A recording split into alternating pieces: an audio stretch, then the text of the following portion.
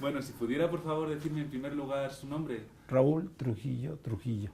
Raúl, si pudiera explicarnos por favor cuál es la situación actual de cara al panorama laboral que existe en México.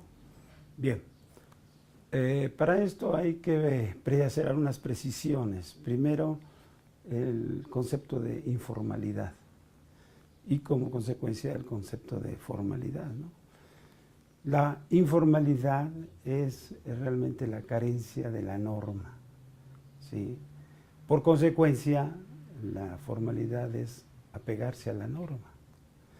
A partir de esto, podemos considerar que la informalidad es una serie de actividades que no están plenamente controladas por el fisco.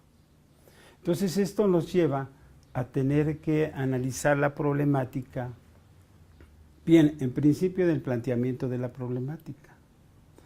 Algunos estudiosos establecen precisamente que el origen del problema está en el aspecto legal, en el no pago de impuestos.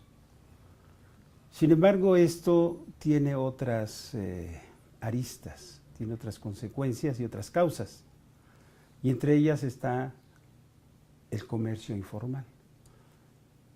El comercio informal es una serie de actividades que no están reguladas. Entonces, en consecuencia, no pagan impuestos.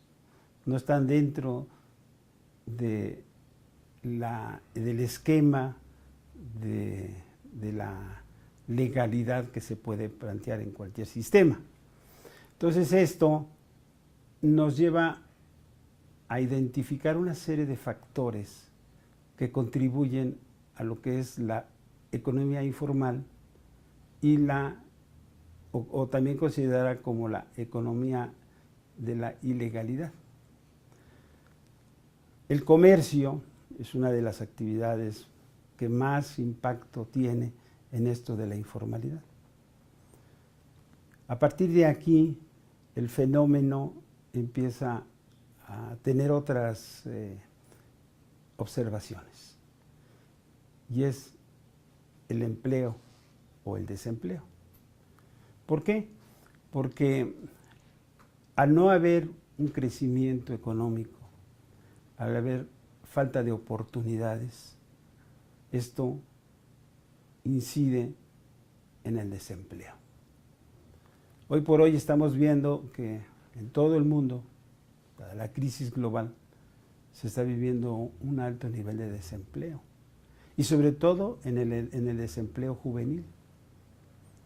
Y muchos jóvenes, aún preparados, no tienen los espacios para desarrollarse profesionalmente.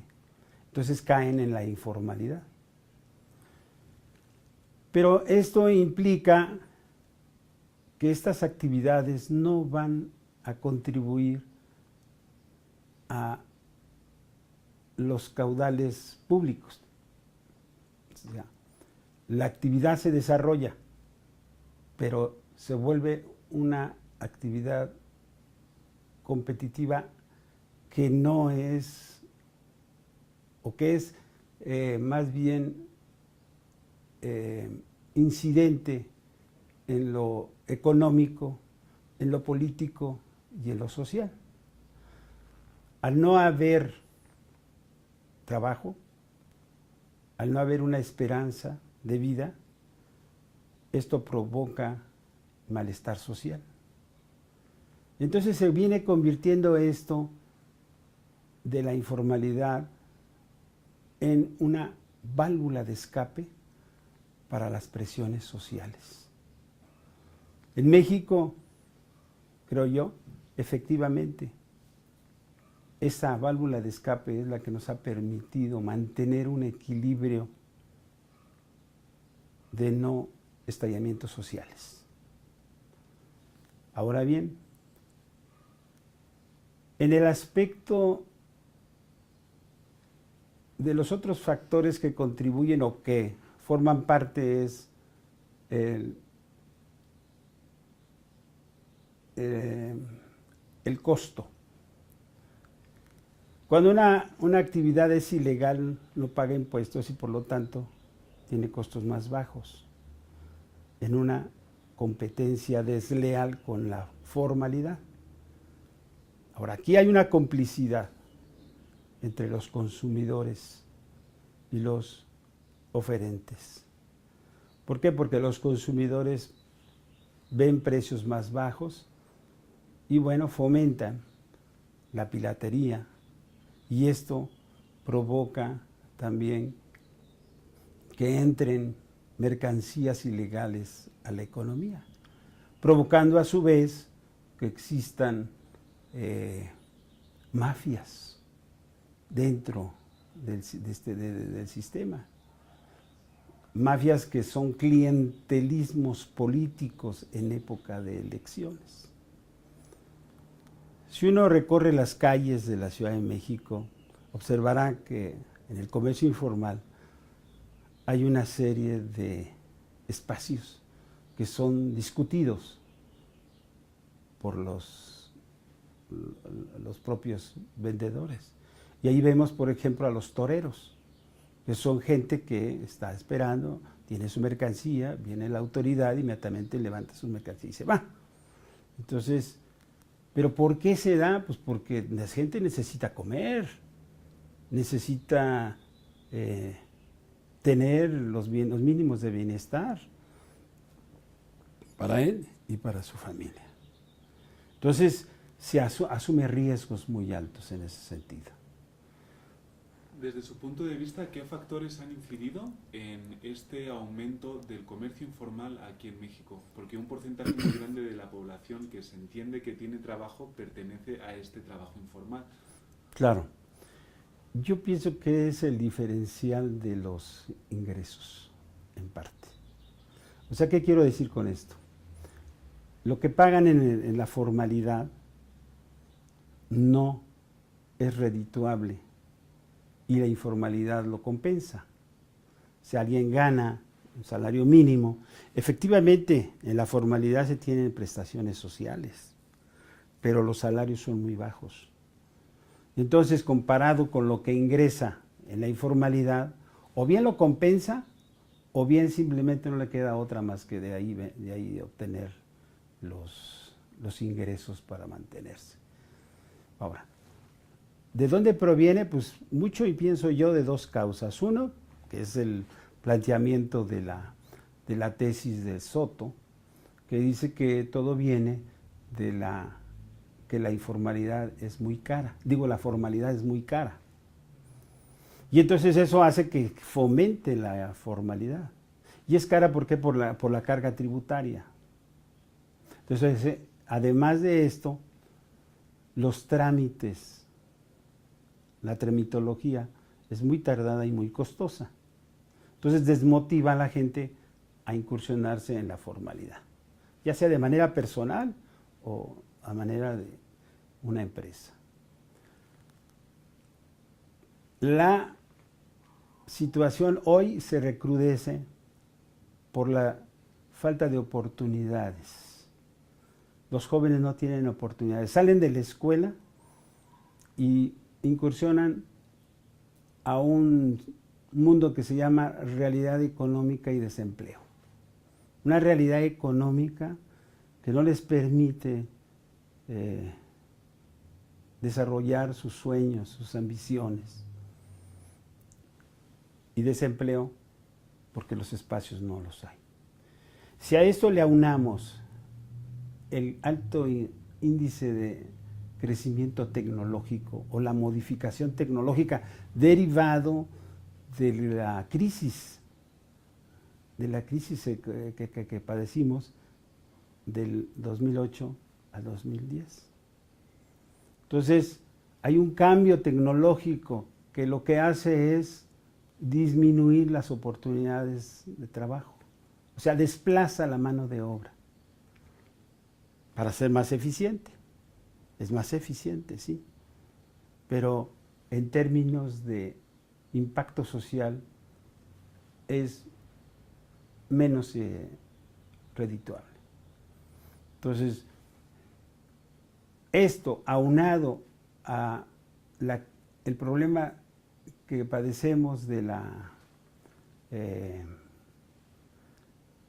narcotráfico, ¿verdad? También genera eso, el narcotráfico absorbe a esos jóvenes que no tienen esas oportunidades para poder trabajar. Y entonces, ¿qué pasa? Pues se gesta toda una serie de problemas críticos en la sociedad mexicana. ¿Está de alguna forma el trabajo informal supliendo la falta de generación de puestos de trabajo a nivel nacional que necesitaría el país? Quiero decir, muchos analistas señalan que no se generan puestos de trabajo suficientes para la masa de personas que están con capacidad y en edad de trabajar. ¿Es el trabajo informal la válvula de escape para toda esta gente que no tiene acceso al puesto de trabajo? Bien. El trabajo en sí es un elemento remunerador, tanto espiritual como económicamente. No hemos podido crear la cantidad de empleos que se requieren para poder satisfacer la demanda. Esa demanda que está de alguna manera también dependiendo del crecimiento demográfico. O sea, tenemos un alto crecimiento demográfico. Creamos que no, aparentemente las cifras nos dicen lo contrario, pero no es cierto. Hay una acumulación, hay una masa crítica de jóvenes que hoy por hoy lo estamos viendo, se están manifestando en el Yo Soy 132, con una visión distinta, pero al final es parte del mismo problema. La informalidad, sí, efectivamente, en los estudios que se han hecho, de 10 empleos, 7 son informales. Entonces, es una alta relación. Por eso digo que la válvula de escape para esas presiones ha sido la informalidad. Ahora bien, todos los países y en todo el mundo existe este fenómeno. No es privativo de los países desarrollados, de los países subdesarrollados o de los emergentes. También los países desarrollados padecen este problema de informalidad. Lo que pasa es que en unos está más controlado, hay más control fiscal, hay más relajamiento de la norma para poder emprender algo, un empleo, bajar impuestos.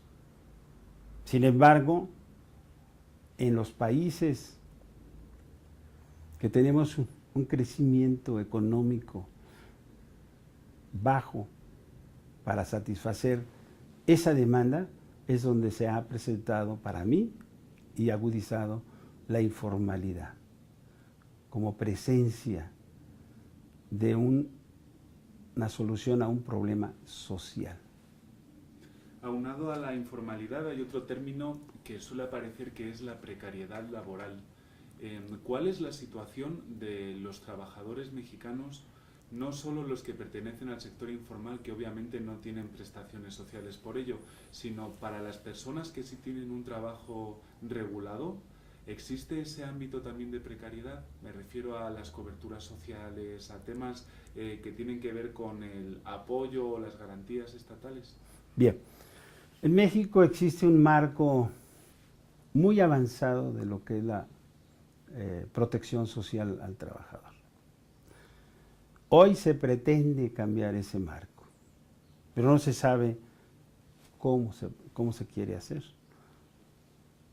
Los intereses de los diferentes grupos son los que están marcando el cambio estructural en materia laboral, así se le ha denominado.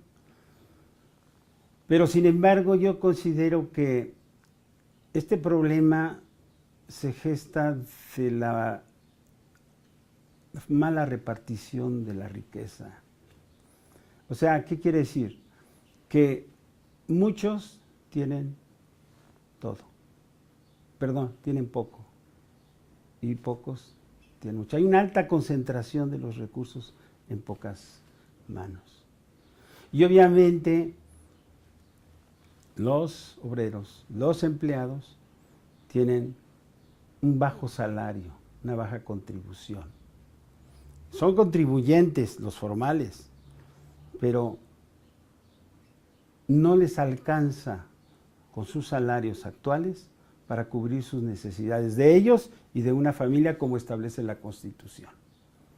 Entonces, los salarios bajos, considerados como parte de la estrategia del régimen para hacer competitivos los productos en los mercados internacionales.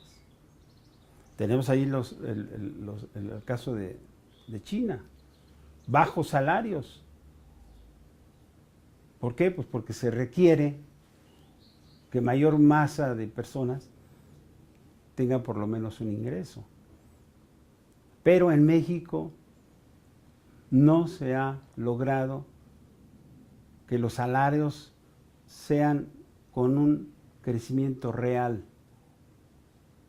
Entonces, por lo tanto, no tienen los elementos, no tienen los recursos necesarios para satisfacer su vida y sus necesidades diarias. Entonces, esa precariedad está dada, desde mi punto de vista, por el nivel de salarios bajos que existen en México. Que cómo se puede regular, cómo se puede, pues va a ser más difícil, porque no es fácil poder. Eso implicaría a lo mejor incidir más sobre la informalidad. Entonces es un problema bastante complejo desde mi punto de vista. ¿Este modelo laboral que hay aquí en México, desde su punto de vista, ha servido para lograr o aumentar el desarrollo social? Yo pienso que en un principio así fue. La creación de instituciones como el Seguro Social, de cobertura a la salud, lo que se ha denominado también el ahorro forzoso a través de las AFORES, un cambio de régimen para la jubilación. Sin embargo, no estoy tan convencido que esta última sea una fórmula exitosa, porque en otros países ha tenido ya sus consecuencias. Sin embargo, en el espíritu de la ley laboral, sí creo yo que tiene esa expectativa de tratar de darle al trabajador la confianza para que pueda trabajar olvidándose un poco de sus precariedades con sus familias. Entonces, yo creo que ese marco que se constituyó debe actualizarse, o sea, debe ponerse de acuerdo a las condiciones actuales. Sin embargo, hay métodos o sistemas que en mi punto de vista no son tan convenientes como es el outsourcing que ha venido a permear en la relación laboral, ¿no? O sea, yo no soy tu patrón es aquel, pero tu patrón que es, pues no te cubre ni las necesidades, ni el salario, ni las prestaciones sociales que la propia ley mínimo establece. Entonces yo pienso que es eso, ¿no? Pero todo va o conlleva a que es una política de complicidades.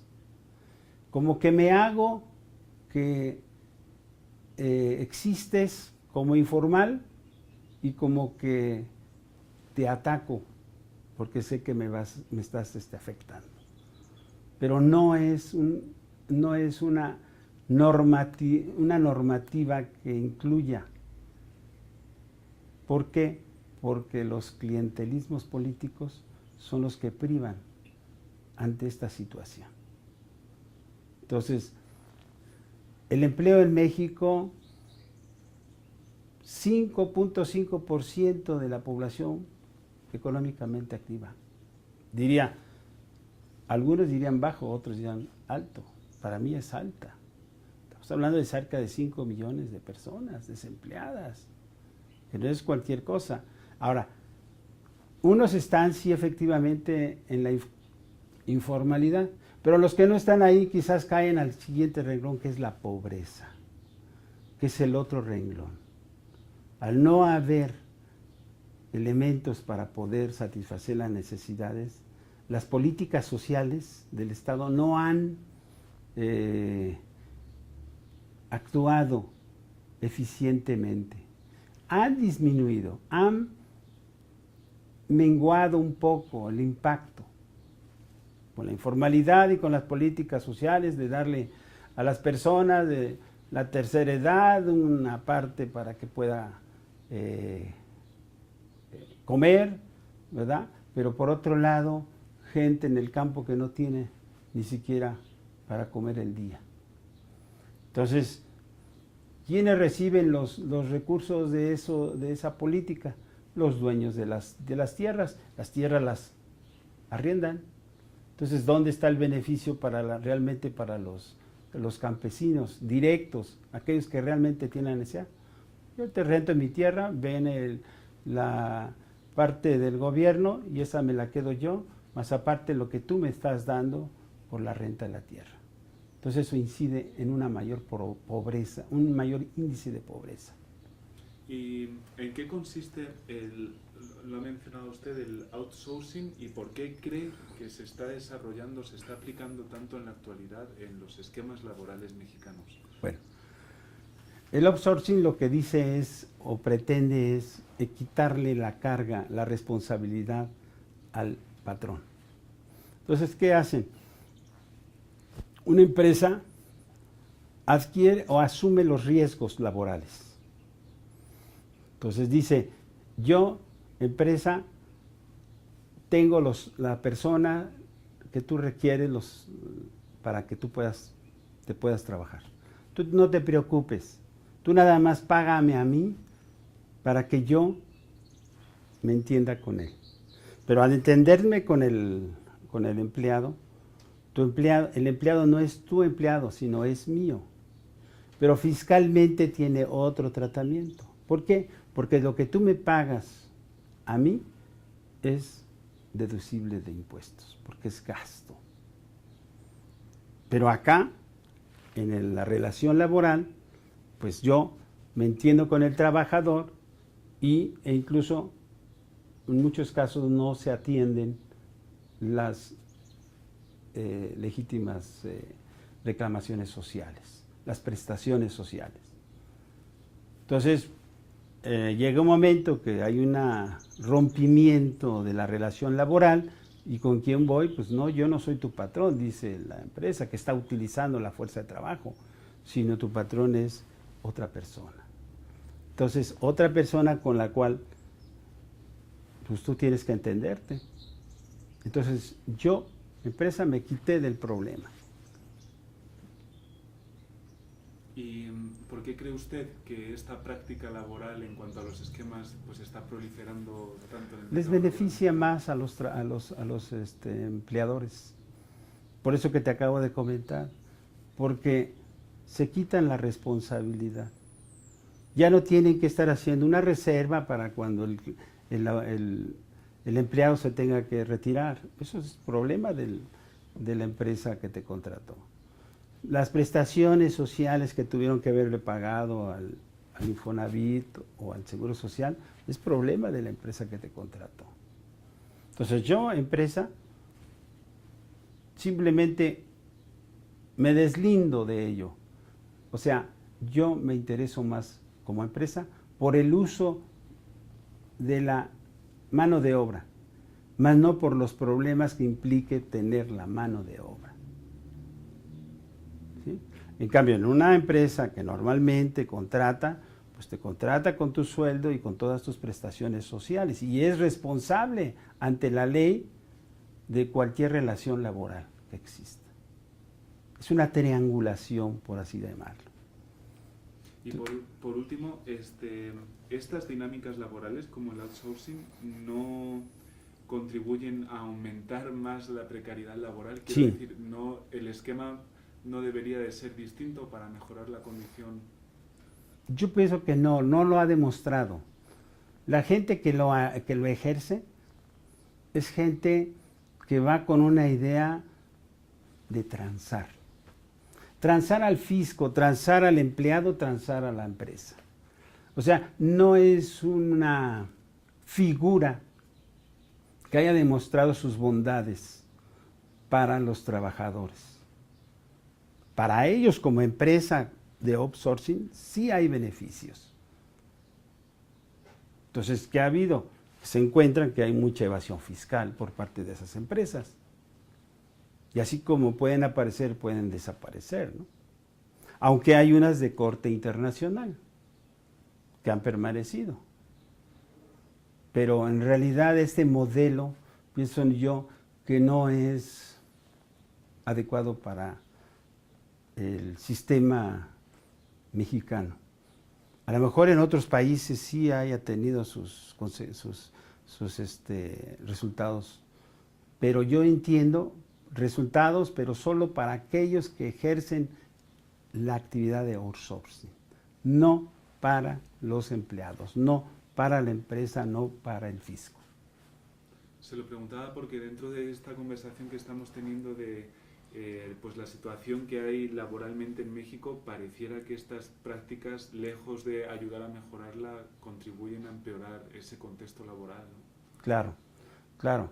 Y hay que tener cuidado porque ahora que se pretende retomar el cambio de la política laboral, pues ese tipo de mecanismos, si se mantienen como están, yo pienso que no son positivos.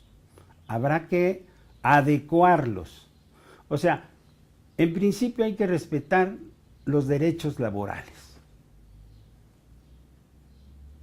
O sea, ante cualquier propuesta que pueda presentarse, tienen que prevalecer los derechos de los trabajadores. Es una parte importante del proceso productivo. No quiere decir que vamos a hacer, que los vamos a cobijar, a apapachar para hacerlos ineficientes en su trabajo. No, no, no, no, no. Simplemente son derechos y también obligaciones. Entonces, dentro de sus derechos está el tener un salario remunerativo, prestaciones sociales, que les permitan tanto a ellos como a sus familiares satisfacer sus necesidades mínimas. Ahora, ya en un proceso de crecimiento, pues ya de desarrollo, pues buscaríamos un mejoramiento. Ha habido una política en el ámbito inmobiliario para creación de casas. Un trabajador que adquiere una casa, ya sea del Infonavit o del ISSSTE, o a través de un sistema bancario, un crédito, le descuentan el 30% de su salario. Entonces, y además, ¿dónde están esos desarrollos?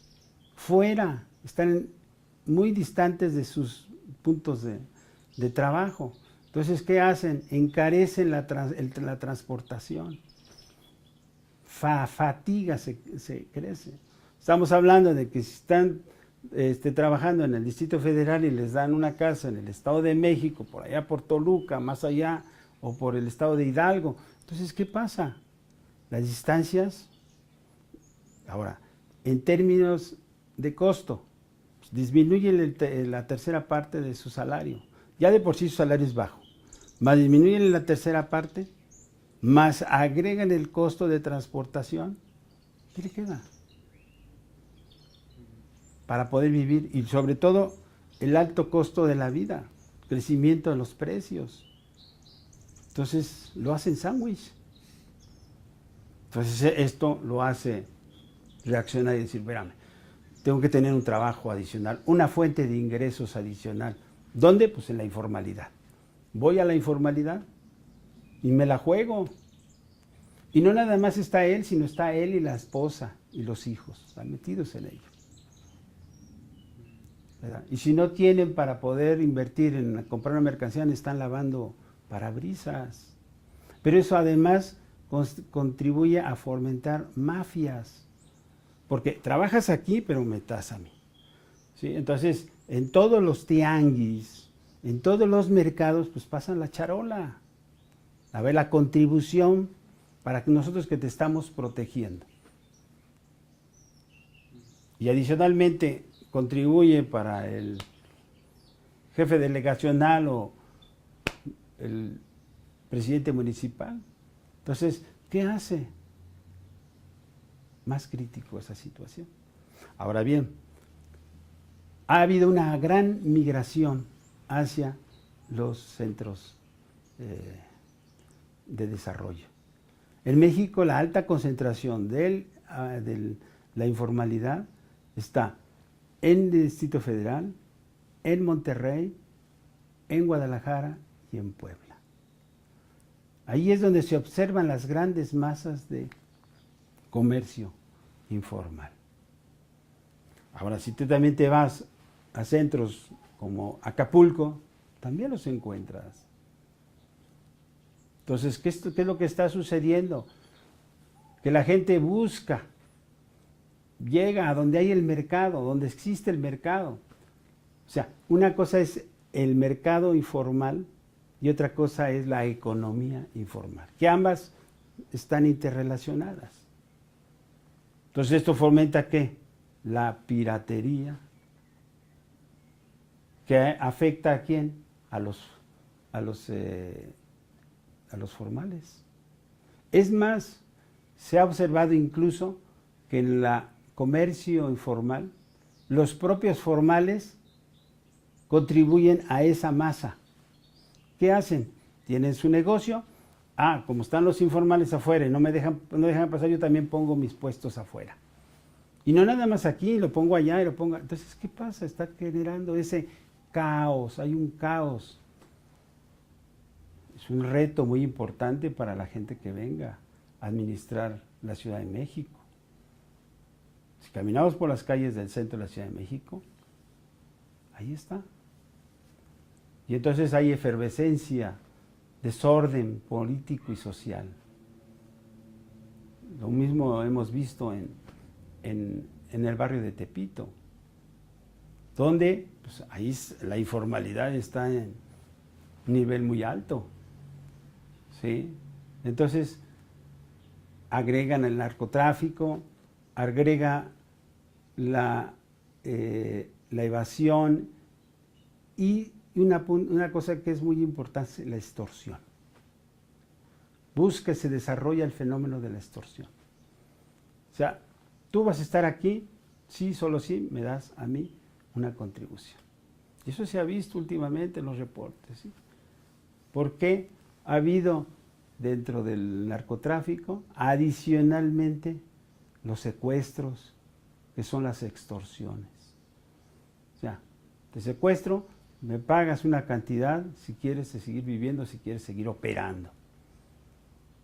Entonces genera mafias, genera una descomposición del sistema social. Perfecto, pues muchas gracias. Ya.